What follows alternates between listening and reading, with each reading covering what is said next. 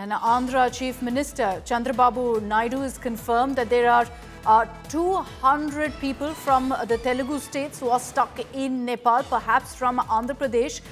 He's asked his son, Minister Nara Lokesh, to monitor the escalation real time. Now, the Andhra Pradesh Chief Minister has confirmed that there are 200 people from the Telugu states who are stuck, and has confirmed that the government is doing everything they can to respond and help them in every possible way.